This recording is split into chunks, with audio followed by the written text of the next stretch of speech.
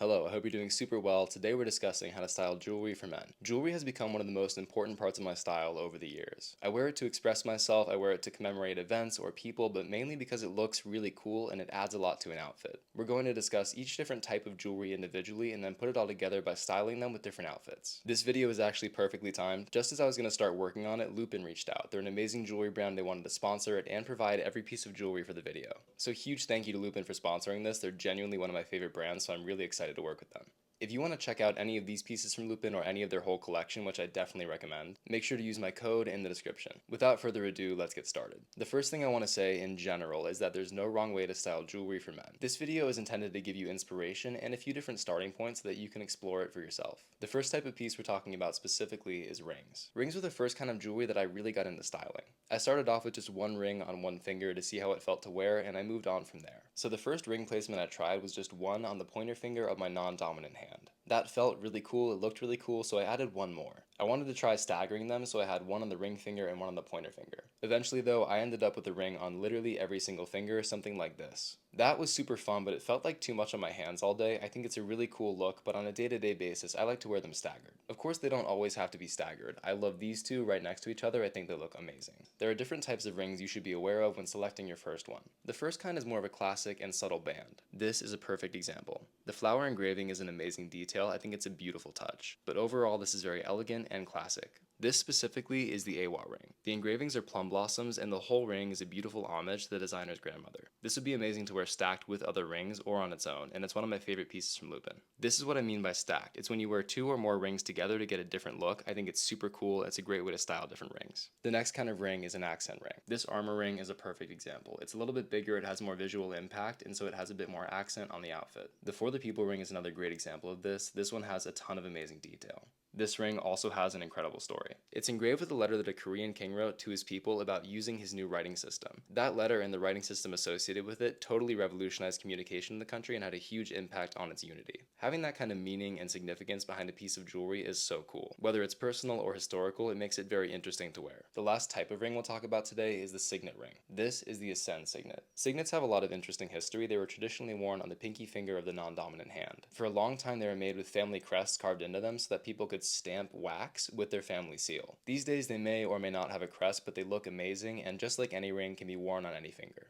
The Ascend ring was actually made in collaboration with Johnny Tai, who's another content creator, and the Chinese character on it is Ascend, which means to rise up or to move forward. It's a very inspiring message, and it actually matches this necklace, which I'll talk about later. Rings can truly be worn on any finger. They can be stacked, they can be worn on different joints in the finger. Traditionally they'd be worn all the way on the bottom of the finger, but I've seen a lot of people wearing them on the second joint recently, and I think that's super cool too. The one finger that has some meaning attached to it is the ring finger, which traditionally is the third digit on the left hand. This finger is traditionally for an engagement or wedding ring, but you don't have to just keep it for those kind of rings. I wear rings on it all the time. I'm not married, and it's totally cool. When it comes to ring sizing, there are sizers out there that you can use to figure out which size to wear on each finger. You could also wrap a string around your finger, measure the length of it, and then compare that to a size chart to figure out your size. Overall, there's no wrong way to wear rings. You could wear them on every finger, one finger, everything in between. Stacking is very cool. Wearing them at different joints is also excellent. You can mix rings of different types. They could all be accent rings, they could all be more subtle, anything in between. My recommendation is to start with something you think looks cool and go explore. Again, if you want to check out any of these amazing pieces from Lupin, I highly recommend it. They're all sterling silver, which is optimal for jewelry. They're made by a small team of artisans in Korea, they're gender neutral, they just look incredible, and the quality is amazing. If you want to pick up any of these beautiful rings, make sure to use the link and the discount code in the comments. Now let's move on to earrings. I got my ear pierced when I was 16, and similar to rings, I just did one ear and then thought about maybe doing the other one or adding more piercings.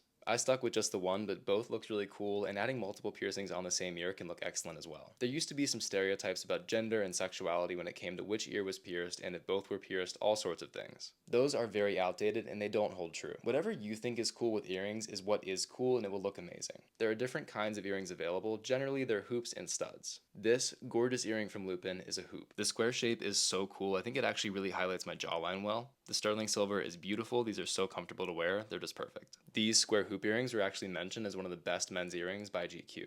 For a hoop, the clasp goes back into the earring itself. If it were a stud, there'd be a stopper right here instead of going back and closing on the earring. Hoops and studs are both excellent. They look really cool. They're very comfortable to wear. I'm more of a hoop guy just personally, but I've worn a number of studs. They look great and it's fun to have that versatility as well. If you're just starting out with earrings, I like the way I did it, getting one and going from there. But if you love the way two look and want to go for it right away, if you want to add more right away, do whatever feels right for you. Now let's move on to necklaces. When it comes to necklaces, you could have a chain or a pendant. This is just the sterling silver chain from Lupin. It's very classic, super easy to wear. I leave mine on all the time. It adds a ton of detail and layering to the neck area of any outfit, especially if you have a low collar like this, a V-neck, or an open collared shirt. This is how it looks with the pendant on. It's sort of similar to an accent ring versus a more subtle ring. It adds a little bit more detail. It changes the way the necklace drapes on the neck. It makes it a little bit more of a V instead of a circle. Having the option to switch it up like that is super fun when it comes to styling. This is the Ascend pendant. It matches the ring. The meaning behind it is super cool and the shape of it is just perfect. There are tons of different chain patterns to choose from. They all look amazing, but I encourage you to explore that over time. Sizing for necklaces is again pretty much whatever you want. They could be closer to your neck or lower down on your chest. I recommend trying a few over time and seeing what you love the most. Layering necklaces can also look extremely cool. I've seen 3 thin chains, 6 thin chains, 5 thin chains, like a couple of big ones, some thin ones. The mixes are so cool, and layering like that is a great way to customize it and show your own personality. I also love to wear my chains and pendants inside my clothes sometimes. This way the chain peeks out a little bit, but you don't get the whole thing, and that's a super fun look to play with. Finally, let's talk about bracelets. This one from Lupin is extremely cool. It's called the watch chain bracelet and resembles a watch chain because the designer's grandfather was a watchmaker. Bracelets look amazing. They're very easy to wear and style. I love the way they look with rings. Wearing them both at the same time is a great way to coordinate all those pieces. Stacking bracelets is also extremely cool. Adding more than one at the same time can increase the level of detail and their presence on your wrist. Sizing for these is a matter of knowing your wrist size, either with a tape measure or a string and then a ruler. So that is our styling analysis of each different piece of jewelry.